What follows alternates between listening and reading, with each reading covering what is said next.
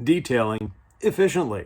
Hi, I'm Yvan Lacroix, and this is the Detailer's Business Academy, where we strive to take you from detailer to entrepreneur. A lot of people hear the word efficiency and think hack. Wrong. Efficiency is something that breeds quality.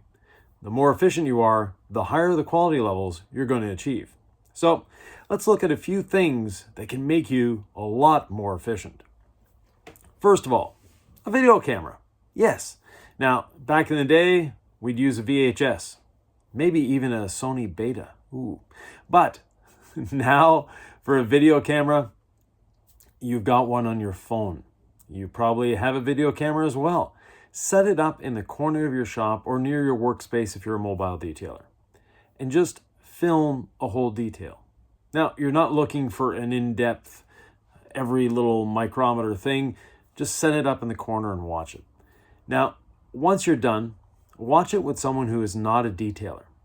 Give them a little bribe, maybe some popcorn. It's going to be a boring movie, but watch it nonetheless. What you're looking for is where you're losing time. And most people that do this exercise actually increase their efficiency by about 25%. So it's worth your time to do it. Now, the way you're going to increase your efficiency is you're going to see where your wasted time is. And the person that's with you, that's not a detailer, is going to ask you, why are you doing this? Why are you doing that? Why did you do this? So it gives you all sorts of insights on things that you're doing that may be slowing you down. Once you have that film, once you've watched it, try to not replicate where you're losing that time. Another aspect of detailing efficiency is your workspace itself. Whether you're a shop owner or a mobile detailer, your workspace defines your efficiency. And for your customer, the more efficient it is, probably the better looking your shop will be.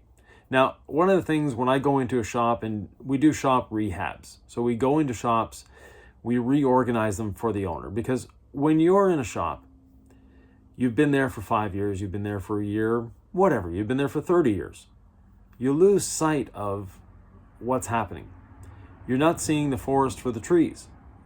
So what we do is we go in and we reorganize the shop. One of the first things we do is remove horizontal surfaces.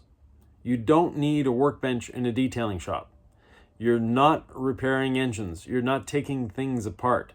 You might have a little workbench somewhere, but if you've been to a detailing shop recently that has horizontal surfaces, other than the floor, obviously, but that has workbenches and things like that, you'll find that it's a collector of crap. It's probably the only way of putting it. Stuff accumulates on it that may or may not get moved in a long time. So if you have workbenches, get rid of them. You don't need that. The other thing is the shelf. Now, you've probably seen me on a Pan the Organizer video or two, and in Pan's shop, he has the shelf multiplied by about 15. The guy has a lot of products because, well, people send him products for him to test and hopefully one day get on his channel. That being said, if you're doing this for a profession, you don't need the shelf. That shelf with 26 waxes, 83 compounds, I don't know how many sealants, just get rid of it. Figure out what products you actually use, what products you enjoy using, and what products work for you. Once you figure that out, that's what you need to stock. And not all the other stuff. And don't start trying everything that comes out. If something works for you, keep at it. Now, if something better comes along and you see rave reviews all the time about it, maybe give it a try, put it into your process, see if it works. If it slows your process down, if it doesn't improve your quality, you don't need it. If it's the latest and greatest and it makes it super slick, blah, blah, blah, blah, blah, it may not be for you. Now, another thing that will definitely increase your quality and your efficiency is lighting. We see lots of shops. They're beautiful. They have a black wall. They have all sorts of stuff. Really slows down their paint correction. And why does it slow down their paint correction? Well, they're having to use additional lights and move them around the car as they're polishing it to get a point of reference. Now, in my shops, they were often compared to operating rooms. We had a white floor, white walls, light colored ceilings, and lots and lots and lots of light. We had large bay windows. We had the 14-foot high by 12-foot wide doors that opened, and everything was painted white. In a 6,000 square foot shop, we had a little over 500 fluorescent tubes, and those were T5HO 6500 lumen, or 6500 Kelvin, sorry. So that gives you a lot of light, and the more light you have, the better it is. Now, you don't want to have to wear sunglasses, but get it bright, get it so you can see defects, and get it so it's good. Now, another thing that will slow down your efficiency is the scan grip type light. They work, they're a great light, but they should be used on occasion, not every 30 seconds. And a lot of detailers overthink the process and overwork the paint when they're doing paint correction. You need to get it to your customer's standards, not to your standards, not to your detailing group's standard. You need to get it to your customer's standard. And once it's at the customer's standard, that's all you need to do. So looking and inspecting with the light and a headlamp and a light off in an oblique angle so you can see all the defects may not be what your customer wants, and it really slows down your efficiency. And in effect, you're working the paint so much that you're actually damaging it. So it's another way of looking at it. I've got a video on here, and I don't know how to put links in here. So I'll put it in the description. That being said, I've got a video on managing expectations and a different perspective on paint corrections. Suggest you look at them. Like I said, the links will be down below. Another thing that takes away from your efficiency is latest trends. Now, I mentioned it before, the latest product comes out, etc., etc. No. One of those trends that has been persisting for a while now is the foam cannon. If your detailing is a hobby, well, go ahead, use your foam cannon. It's fun, it's amusing, but it takes way, way too much time. Another thing that should have gone away a long time ago is soap. Now, everybody knows me, I'm a fan of Rinseless. Why am I a fan of Rinseless? Because of its efficiency, because of its safety. And stop typing. No need for the comments on, well, what about a muddy truck? With a Rinseless wash, you pre-rinse before. So if you wouldn't take your soapy wash mitt to that vehicle without rinsing it before, don't do it with the Rinseless. The Rinseless means you don't rinse afterwards. Now, the Rinseless increases your efficiency many, many ways, not just because you're not rinsing it off afterwards. First of all, you don't need to use a drying aid. It is its own drying aid. And drying aids should actually be termed drying lubricants, because if you're not using a drying lubricant and you're washing with soap and water, the water that's left on the vehicle is actually a solvent, and it's helping you scratch the vehicle with your drying towel. So the drying aid is actually a drying lubricant. The other way a rinseless wash will save you time is in other aspects of the detail. You want to clay the vehicle. Well, one of the biggest time savers is you're claying the vehicle. You apply the rinseless with your sponge, then apply your iron remover to your clay towel and go for it. That's all it needs. You don't need to rinse and dry and reapply and rinse and dry. No, just do it. Then after the iron remover, you will need to rinse. Now, one of the favorite things I did in my shop, the customers loved it. And I loved it because it was extremely profitable. And that is a wash, clay, and wax. So again, apply your rinseless, spray your wax of choice, not a paste wax, a spray wax, onto your clay towel. Make sure the two are compatible, because not all spray waxes are compatible with this. Then use your wax as a clay lubricant and using your clay towel as a wax applicator. Works both ways. Then dry it off, you're done. You can easily wash, clay, and wax a car in 20 minutes. And if you can't do it in 20 minutes, think about your process a little more. There are ways of getting it down to at least 20 minutes and even under that. Many of the people I've coached are way under the 20-minute mark. So it can be done. And again, back away from the keyboard. The comments on, you're going to be marring the car. I never clay without polishing. Well, that's you as a detailer. your customer, and when done right. So it's a perforated clay towel or mitt, a good quality spray wax, and a rinseless on the surface. Make it so that your clay towel does not mar the surface. And the wax leaves a beautiful shine. So yes, it can be done. I personally have done it to thousands of cars. My employees have done it to tens of thousands of cars. It works. And yes, we occasionally did have to polish a car. Always a repainted car. So if it's a repainted car, go a little easy or do a test spot. And then tell your customer, well, your car doesn't qualify for this service. But yes, you can clay, wash, and wax without having to polish. Get over it. The next thing that will increase your efficiency is employees. If you're a business owner, you need employees. Employees do wonderful things for you. Now, I know we have a bit of a labor shortage these days, but work with me here. Employees will help you. Employees will help you grow. And the detailer says, well, an employee will never work to my standards. An employee will work to the standards that you train them to work at. And if you train them to match what you want to see, or even better, what your customer wants to see, then they will work out. And the people that say, well, yeah, I have employees, but they never last. Are you only paying them like $10 an hour or minimum wage? No. A $20 an hour employee will do 2 times the work of 2 $10 an hour employees. If you're competing with the fast food chains for labor, don't expect better than what you're seeing at the fast food chains. No. And by the way, there are some great people at fast food chains. Some fast food chains actually have spectacular training programs. So don't put down the fast food chains quite so quickly.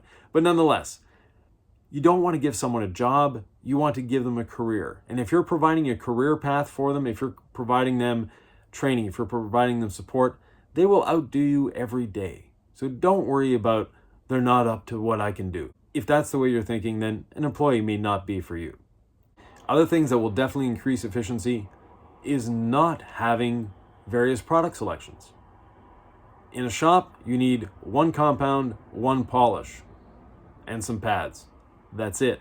You don't need to be selecting between, oh, well, for this type of paint, I like to use this, and for this type of paint, I like to use that one, and if the paint does this, I'll use that. No. Learn the tools you have. 1 compound, 1 polish, selection of pads. You will be more efficient than anybody else. You'll provide actually better results once you learn how to manipulate those items. And speaking of those items, I rarely talk about products, but this is one product that will definitely increase your efficiency. Get yourself a Lake Country Manufacturing System 4000 pad washer. Not any other pad washer. The other ones, they sit in the corner, they collect dust, or they destroy pads. Your choice. The Lake Country System 4000 pad washer actually works, makes you a lot more efficient because now you're cleaning your pad after every pass. You're starting every application of compound or polish to that vehicle with a fresh, clean pad and a lubricated pad. So you're not needing to use excessive amounts of polish to quote unquote prime the pad. Now, priming the pad is great if you're selling compounds and polishes, but if you're actually using them, no, they just create dust. Another thing that I've seen other detailers do is after they're done compounding, they have so much dust that they actually have to wash the car again. Now, talk about losing efficiency. Another thing that will increase your efficiency is the coating you're using. Now, some coatings require multiple coats. They require toppers. They require excessive amounts of time between coats, like 8, 12, 10 hours. No. Find a coating that you can put on and the customer can drive away in an hour. They're out there. There's more than one. Find the one you like, find the company that will work with you, and use it. The multiple coats and IR curing lamps and 8 hours or 24 hours of curing, that should be a thing of the past. Now, coatings evolve, like the rest of us. Coatings have changed. Coatings are getting better every day. And find one that actually makes your company efficient and profitable. Efficiency is also a mindset. It's a way of looking at things. It's a way of working. And when you're talking about efficiency, you should be analyzing your process on a regular basis. One thing I've talked about before on this channel is the standard operating procedure. If you don't have a standard operating procedure, even if you're a lone operator, you're hurting yourself, not anybody else. Now, it takes a lot of time, it takes effort to create the standard operating procedures, but once you've done it, you'll be more efficient. Your standard operating procedures will pay you back in time. So take the time to make them. We're entering the fall now, and things will slow down a little bit in detailing. It's the perfect time to make your SOPs. Another tool that is often overlooked for detailers is the detailing cart or the detailing belt. So if you're mobile, there's the detailer's helper belts. They're great. If you're shop-based, design yourself a cart that works for you. And on that cart, have what you need to do the job. You don't need everything in your arsenal on that cart. You need the things you use every day. And you can have an interior cart and an exterior cart. And if you have employees, every employee should have their own cart. That way they're not running around the shop picking up a bottle here and a bottle there. Once you have a cart, what we did in our shop is every cart was color-coded. So the red employee, if they had a green bottle in their hand, there was something wrong there. Where's your red bottle? So by having responsibility for your employees, by having their own carts, they will maintain them, they will keep them up to date, and they will work a lot more efficiently. For us, the polishers were not plugged into the wall, they were plugged into the cart. Now, some may think this is a little excessive, but over time, having multiple polishers will save you a lot of time.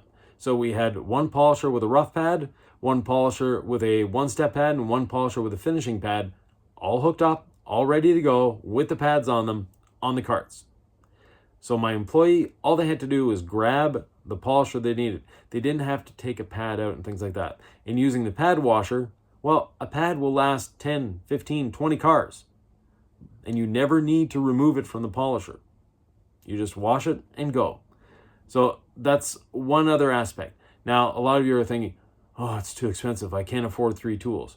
Well, if you can't afford 3 tools, you need to look at your business from a business owner's perspective. They are saving you money. You know, one thing we had in our shop that a lot of people looked at and went, ooh, that's expensive, was a mat washer. Think of how long you spend cleaning 4 floor mats for a car.